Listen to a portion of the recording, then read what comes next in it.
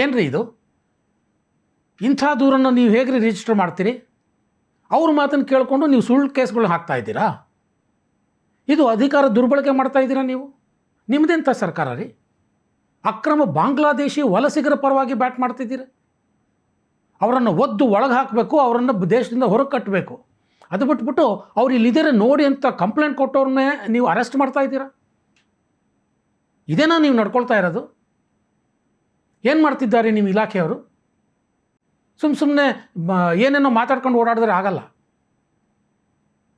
ಇದನ್ನು ಮೊದಲು ಸರಿ ಮಾಡೋಕ್ಕೆ ಹೇಳಿ. ಸ್ನೇಹಿತರೆ, ಈ ಥರ ಮಾತಾಡ್ತಿರೋದು ನಾನಲ್ಲ, ಅಥವಾ ಹೊಸದಿಗಂತನೂ ಅಲ್ಲ. ಕರ್ನಾಟಕ ಹೈಕೋರ್ಟ್ ಈ ರೀತಿ ತರಾಟೆಗೆ ತೆಗೆದುಕೊಂಡಿದೆ. ಯಾರನ್ನು? ಕರ್ನಾಟಕದ ಪೊಲೀಸರನ್ನು. ಯಾವ ವಿಚಾರಕ್ಕೆ? ಕರ್ನಾಟಕದ ಪೊಲೀಸರು ಅಕ್ರಮ ಬಾಂಗ್ಲಾದೇಶಿ ವಲಸಿಗರ ಮಾತನ್ನು ಕೇಳಿಕೊಂಡು ಒಬ್ಬ ಭಾರತೀಯ ಪ್ರಜೆಯ ಮೇಲೆ ಸುಳ್ಳು ಕೇಸನ್ನು ದಾಖಲಿಸಿದ್ದಾರೆ ಅಂತ. ಅಷ್ಟೇ ಅಲ್ಲ, ನಿಮ್ಮ ಇಲಾಖೆ ಏನ್ರಿ ಮಾಡ್ತಾ ಇದೆ ಅಂತ ಹೈಕೋರ್ಟ್ ನ್ಯಾಯಮೂರ್ತಿ ನಾಗಪ್ರಸನ್ನ ಅವರು ಭಾಳ ಖಾರವಾಗಿ ಕೇಳ್ತಾರೆ. ಇಂಥ ಅಕ್ರಮ ವಲಸಿಗರಿಗೆ ನೀವು ರಕ್ಷಣೆ ಕೊಡ್ತಾ ಇದ್ದೀರೇನ್ರಿ? ಇದರ ಪರಿಣಾಮ ಏನಾಗುತ್ತೆ ಗೊತ್ತಾ? ದೇಶದ ಸಮಗ್ರತೆ, ದೇಶದ ಭದ್ರತೆ ಜೊತೆ ಆಟ ಆಡಬೇಡಿ ಅಂತ ಬೈತಾರೆ. ಇಷ್ಟೆಲ್ಲ ಇಲಾಖೆಯ ವಿರುದ್ಧ ಹೈಕೋರ್ಟ್ ಚಾಟಿ ಬೀಸ್ತಾ ಇದೆ. ಪ್ರಿಯಾಂಕ್ ಖರ್ಗೆ ಅವರ ರಿಯಾಕ್ಷನ್ ಇದಕ್ಕೆ ಏನಿರುತ್ತೆ ನೋಡಬೇಕು. ಇದು ಏನು ಕೇಸು? ಇದನ್ನು ನಾನು ಡೀಟೇಲಾಗಿ ಹೇಳ್ತೀನಿ ಸ್ನೇಹಿತರೆ. ಡಾಕ್ಟರ್ ನಾಗೇಂದ್ರಪ್ಪ ಅಂತ ಅವರು ಸಾಮಾಜಿಕ ಕಾರ್ಯಕರ್ತರು. ಅವರು ಬೆಂಗಳೂರಿನ ಒಂದು ಭಾಗಕ್ಕೆ ಹೋಗಿ ನೋಡಿ, ಇಲ್ಲಿ ಅಕ್ರಮ ವಲಸಿಗರು ನೆಲೆಸಿದ್ದಾರೆ, ಇವರನ್ನು ಪತ್ತೆ ಮಾಡಿದ್ದೀವಿ ನಾವು, ನೀವು ಇವರನ್ನು ಕರ್ಕೊಂಡೋಗಿ ಡಿಟೆನ್ಷನ್ ಸೆಂಟ್ರಲ್ಲಿ ಹಾಕ್ತಿರೋ ಏನು ಮಾಡ್ತಿರೋ, ಇವರನ್ನು ದೇಶದಿಂದ ಆಚೆ ಕಳಿಸಿ ಅಂತ ಒಂದು ಕಂಪ್ಲೇಂಟ್ ಕೊಡ್ತಾರೆ. ಆ ಕಂಪ್ಲೇಂಟ್ ತಗೊಂಡ್ಮೇಲೆ ಯಾವುದೇ ಒಬ್ಬ ಭಾರತೀಯ ಪೊಲೀಸ್ ಅಧಿಕಾರಿಯ ಕೆಲಸ ಏನೋ, ಹೌದಾ ನೋಡ್ತೀವಪ್ಪ ಯಾರು ಅಂತ ಹೇಳಿಬಿಟ್ಟು ಅಲ್ಲಿಗೆ ಹೋಗಬೇಕು. ಬಾಂಗ್ಲಾದೇಶಿ ಪ್ರಜೆ ಯಾರಿದ್ದಾರೆ ಅವ್ರನ್ನ ಎತ್ತಾಕೊಂಡು ಬಂದು ಡಿಟೆನ್ಷನ್ ಸೆಂಟರ್ನಲ್ಲಿ ಹಾಕಬೇಕು. ಆದರೆ ಇಲ್ಲ, ಏನಾಯಿತು ಗೊತ್ತಾ? 11:15ಗೆ ಡಾಕ್ಟರ್ ನಾಗೇಂದ್ರಪ್ಪ ಅವರು ಕಂಪ್ಲೇಂಟ್ ಕೊಟ್ಟರೆ 11:45ಗೆ ನಾಗೇಂದ್ರಪ್ಪ ಅವ್ರ ವಿರುದ್ಧನೇ ಕಂಪ್ಲೇಂಟ್ ಆಗುತ್ತೆ. ನಾಗೇಂದ್ರಪ್ಪ ಅವ್ರ ವಿರುದ್ಧ ಕಂಪ್ಲೇಂಟ್ ಮಾಡಿದವ್ರು ಯಾರು? ಅದೇ ಬಾಂಗ್ಲಾದೇಶಿ ಅಕ್ರಮ ವಲಸಿಗರು. ತಮ್ಮ ಕಂಪ್ಲೇಂಟ್ನಲ್ಲಿ ಅವರು ತಮ್ಮ ಸ್ವಂತ ಕಾಯಂ ವಿಳಾಸ ಬಾಂಗ್ಲಾದೇಶ ಅಂತ ಹೇಳ್ತಾರೆ, ಸ್ಪಷ್ಟವಾಗಿ ಮುಖಕ್ಕೆ ರಾಚದ ಹಾಗೆ. ಇವರ ಕಂಪ್ಲೇಂಟ್ ಮೇಲೆ ಆ್ಯಕ್ಷನ್ ತೊಗೊಳೋದು ಬಿಟ್ಟು ಅಕ್ರಮ ಬಾಂಗ್ಲಾದೇಶಿಗಳು ಕೊಟ್ಟಂಥ ಕಂಪ್ಲೇಂಟನ್ನು ಆಧರಿಸಿ ಡಾಕ್ಟರ್ ನಾಗೇಂದ್ರಪ್ಪ ಅವರನ್ನೇ ಅರೆಸ್ಟ್ ಮಾಡ್ತಾರೆ ಕರ್ನಾಟಕ ಪೊಲೀಸ್ನವರು. ಇದೆಂಥ ನ್ಯಾಯ ನೋಡಿ. ಇದನ್ನೇ ನ್ಯಾಯಮೂರ್ತಿ ನಾಗಪ್ರಸನ್ನ ಅವರು ತರಾಟೆಗೆ ತಗೊಂಡಿದ್ದು ವಿಚಾರಣೆ ಸಂದರ್ಭದಲ್ಲಿ ನಿನ್ನೆ. ಡಾಕ್ಟರ್ ನಾಗೇಂದ್ರಪ್ಪ ಅವರ ಪರವಾಗಿ ವಕೀಲರಾದಂಥ ಗಿರೀಶ್ ಭಾರದ್ವಾಜ್ ಅವರು ವಾದ ಮಾಡಿದ್ರು. ಆ ವಿಡಿಯೋ ನೋಡಬೇಕು ನೀವು, ಆದರೆ ನಾವು ಅದನ್ನು ತೋರಿಸ್ಲಿಕ್ಕೆ ಆಗೋದಿಲ್ಲ ವಿಡಿಯೋನ, ಹೈಕೋರ್ಟ್ ಒಳಗಿನ ವಿಚಾರಣೆಯನ್ನು. ದೇಶದ ಭದ್ರತೆ ಜೊತೆಗೆ ಆಟ ಆಡ್ತಿದ್ದೀರಲ್ರಿ ಅಂತ ನ್ಯಾಯಮೂರ್ತಿಗಳು ತರಾಟೆಗೆ ತಗೋತಾರೆ. 15 ನಿಮಿಷದಲ್ಲಿ ಅವರ ವಿರುದ್ಧನೇ ಒಂದು ಕಂಪ್ಲೇಂಟ್ ಮಾಡಿಸ್ತೀರಿ ಡಾಕ್ಟರ್ ನಾಗೇಂದ್ರಪ್ಪ ಅವ್ರ ವಿರುದ್ಧ. ಅದೇನು ಮಾರಣಾಂತಿಕವಾದ ಹಲ್ಲೆ ನಡೆದಿದೆ ಅಂತ. ಅಂದರೆ ಡಾಕ್ಟರ್ ನಾಗೇಂದ್ರಪ್ಪ ಅವರು ಅಕ್ರಮ ವಲಸಿಗರನ್ನು ಮಾರಣಾಂತಿಕವಾಗಿ ಅವರ ಮೇಲೆ ಹಲ್ಲೆ ಮಾಡಿಬಿಟ್ರಂತೆ. ಕಂಪ್ಲೇಂಟ್ನಲ್ಲಿ ಏನು ಗಾಯಗಳಾಗಿರೋದ್ರ ಬಗ್ಗೆ ಇದೆಯಾ? ಆಸ್ಪತ್ರೆಗೆ ಸೇರಿದ್ರ ಬಗ್ಗೆ ಇದೆಯಾ? ಏನೂ ಇಲ್ಲ. ಡಾಕ್ಟರ್ ನಾಗೇಂದ್ರಪ್ಪ ಅವರು ಕಂಪ್ಲೇಂಟ್ ಕೊಟ್ಟು 15 ನಿಮಿಷದಲ್ಲಿ ಅವ್ರ ವಿರುದ್ಧನೇ ಕೇಸ್ ದಾಖಲು ಮಾಡುವಷ್ಟು ಧಾರ್ಷ್ಟ್ಯ ಅಕ್ರಮ ವಲಸಿಗರಿಗೆ ಹೇಗೆ ಬರುತ್ತೆ? ಆ ಧೈರ್ಯ ಹೇಗೆ ಬರುತ್ತೆ? ಇರೋದೇ ಇಲ್ಲೀಗಲ್ಲು, ಭಾರತದಲ್ಲಿ ವಾಸ ಮಾಡ್ತಿರೋದೇ ಕಾನೂನು ಬಾಹಿರವಾಗಿ ಕಳ್ಳತನದಲ್ಲಿ ಬಂದು, ಅಂಥದ್ರಲ್ಲಿ ನಮ್ಮ ಕಾನೂನನ್ನೇ ಬಳಸಿಕೊಂಡು ಭಾರತೀಯರ ವಿರುದ್ಧವೇ ಕೇಸ್ ಹಾಕಿ ಅವರನ್ನು ಜೈಲಿಗೆ ಕಳಿಸುವಷ್ಟು ತಾಕತ್ತು ಬಂದ್ಬಿಡ್ತಾ ಅಕ್ರಮ ವಲಸಿಗರಿಗೆ?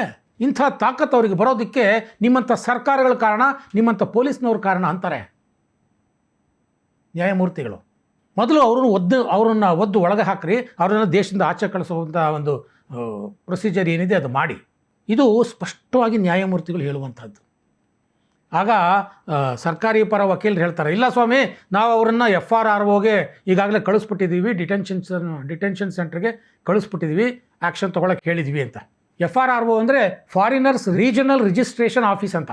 ಅವರು ಕಳಿಸ್ಬಿಟ್ಟಿದ್ದೀವಿ, ಅವ್ರಿಗಾಗ ಡಿಟೆನ್ಷನ್ ಸೆಂಟ್ರಲ್ಲಿ ಇದ್ದಾರೆ, ನಾವು ಅಕ್ರಮ ವಲಸಿಗರ ಪರವಾಗಿಲ್ಲ ಸ್ವಾಮಿ ಸರ್ಕಾರ ಅಂತ ಸರ್ಕಾರಿ ಪರ ವಕೀಲರು ಹೇಳ್ತಾರೆ.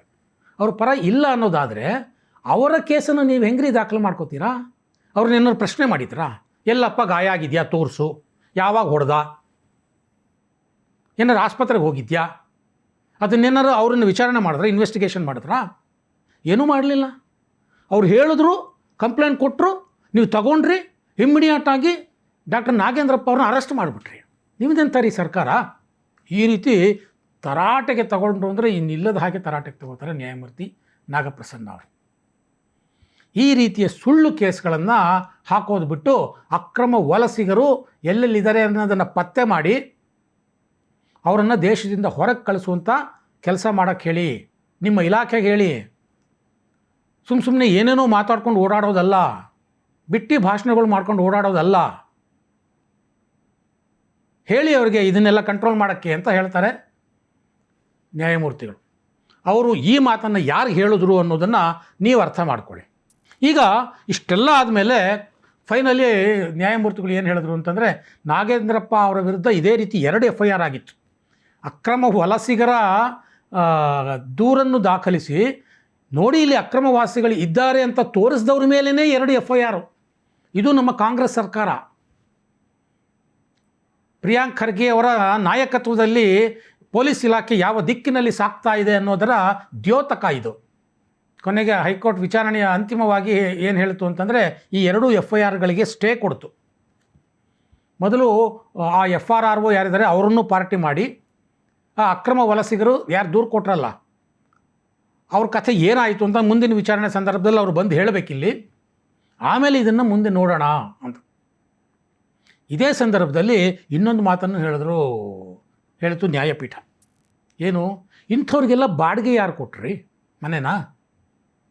ಈ ಕಂಪ್ಲೇಂಟ್ ಕೊಟ್ಟವನು ಹೇಳ್ತಾನೆ, ನಾನು 4 ವರ್ಷದಿಂದ ಬೆಂಗಳೂರಿನಲ್ಲಿದ್ದೀನಿ ಅಂತ. ಇನ್ನೊಂದು ಕಂಪ್ಲೇಂಟಲ್ಲಿ 2ನೇ FIRಲ್ಲಿ 15 ವರ್ಷದಿಂದ ನಮ್ಮ ಕುಟುಂಬ ಬೆಂಗಳೂರಿನಲ್ಲಿದೆ ಅಂತ ಅವನು ಎಷ್ಟು ರಾಜಾರೋಷವಾಗಿ ಹೇಳ್ತಾನೆ, ಕದ್ದು ಬಂದವನು. ಇಂಥವ್ರನ್ನೆಲ್ಲ ನೀವು ಬಿಟ್ಕೊಂಡಿದ್ದೀರಲ್ಲ. ಸೊ ಇಂಥವ್ರಿಗೆ ಮನೆ ಬಾಡಿಗೆ ಕೊಟ್ಟವ್ರಿಗೂ ಸಹ ಅವ್ರ ಮೇಲೂ ಸಹ ನೀವು ಕ್ರಮ ತಗೋಬೇಕು ಅಂತ ಅನ್ನುತ್ತೆ ಹೈಕೋರ್ಟ್. ಅಕ್ರಮ ವಲಸಿಗರಿಗೆ ಯಾರು ಬಾಡಿಗೆ ಕೊಡ್ತಾರಲ್ಲ, ಯಾರು ಕೆಲಸ ಕೊಡ್ತಾರಲ್ಲ ಅವ್ರ ಮೇಲೂ ಕ್ರಮ ತಗೊಳ್ಳಿ ಅನ್ನುವಂಥ ಮಾತುಗಳನ್ನು ನ್ಯಾಯಮೂರ್ತಿಗಳು ಹೇಳ್ತಾರೆ. ಇಷ್ಟೆಲ್ಲ ಹೇಳಿದ ಮೇಲೆ ಇದು ಯಾರ ಕೈ ಕೆಳಗೆ ಬರುತ್ತೆ ಅಂತ ನಾವು ಯೋಚನೆ ಮಾಡಬೇಕಲ್ವಾ. ಸೋ ಕಾಲ್ಡ್ ಪ್ರಿಯಾಂಕ್ ಖರ್ಗೆ ಅವರ ಇಲಾಖೆ, ಪೊಲೀಸ್ ಇಲಾಖೆ. ಪ್ರಿಯಾಂಕ್ ಖರ್ಗೆ ಅವರು ಮಾತೆತ್ತಿದರೆ ಏನು ಮಾತಾಡ್ತಾರೆ ಅನ್ನೋದು ಎಲ್ರಿಗೂ ಗೊತ್ತಿದೆ. ತಮ್ಮ ಇಲಾಖೆಯೊಂದನ್ನು ಬಿಟ್ಟು ಉಳಿದಿದ್ದೆಲ್ಲ ಜಾಸ್ತಿ ಮಾತಾಡ್ತಾರೆ. ಹಾಗಾಗಿ ಪ್ರಿಯಾಂಕ್ ಖರ್ಗೆ ಅವರಿಗೆ ಒಂದಷ್ಟು ಪ್ರಶ್ನೆಗಳನ್ನು ಜನ ಹಾಕ್ತಾ ಇದ್ದಾರೆ. ಈ ರೀತಿ ಅಕ್ರಮ ಬಾಂಗ್ಲಾವಾಸಿಗಳ ಮಾತನ್ನು ಕೇಳಿಕೊಂಡು ಸುಳ್ಳು ಕೇಸನ್ನು ಹಾಕಿದ್ರಲ್ಲ ನಿಮ್ಮ ಪೊಲೀಸ್ನವರು, ಅವರು ಯಾರ ಒತ್ತಡದಲ್ಲಿ ಕೆಲಸ ಮಾಡ್ತಾ ಇದ್ದಾರೆ? ಈ ರೀತಿ ಸುಳ್ಳು ಕೇಸ್ ಹಾಕಿ ಅಂತ ಅವರ ಮೇಲೆ ಪ್ರೆಷರ್ ತದ್ದವರು ಯಾರು? ಈ ರೀತಿ ಸುಳ್ಳು ಕೇಸ್ ಹಾಕಿದವರ ವಿರುದ್ಧ ನೀವು ಕ್ರಮ ಯಾವಾಗ ತಗೋತೀರಾ? ಹೈಕೋರ್ಟ್ ಸ್ಪಷ್ಟವಾಗಿ ಹೇಳಿದೆ ಅಧಿಕಾರ ದುರ್ಬಳಕೆ ಅಂತ. ಇದರ ನೈತಿಕ ಹೊಣೆ ಹೊತ್ತು ನೀವು ಯಾವಾಗ ರಾಜೀನಾಮೆ ಕೊಡ್ತೀರಾ? ಬೇರೆ ಎಲ್ಲರದ್ದು ರಾಜೀನಾಮೆ ಕೇಳ್ತೀರಲ್ಲ, ನೈತಿಕ ಹೊಣೆ ಹೊತ್ತು ರಾಜೀನಾಮೆ ಕೊಡಬೇಕು ಅಂತ. ಇಲ್ಲಿ ಸ್ಪಷ್ಟವಾಗಿ ಗೊತ್ತಾಗ್ತಾ ಇದೆ ಅಧಿಕಾರ ದುರ್ಬಳಕೆ. ಅದು ಯಾರ ಪರವಾಗಿ? ಅಕ್ರಮ ಬಾಂಗ್ಲಾದೇಶಿ ವಲಸಿಗರ ಪರವಾಗಿ.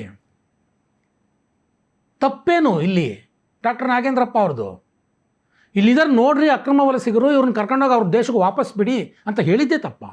ಸೊ ಪ್ರಿಯಾಂಕ್ ಖರ್ಗೆ ಅವರು ಈ ಇಡೀ ಪ್ರಕರಣದ ನೈತಿಕ ಹೊಣೆಯನ್ನು ಹೊತ್ತು ಯಾವಾಗ ರಾಜೀನಾಮೆ ಕೊಡ್ತಾರೆ ಅಂತ ಜನ ಕೇಳ್ತಾ ಇದ್ದಾರೆ. ಈ ಬಗ್ಗೆ ಪ್ರಿಯಾಂಕ್ ಖರ್ಗೆ ಅವರು ಏನು ಹೇಳ್ತಾರೆ ಕಾದು ನೋಡಬೇಕು.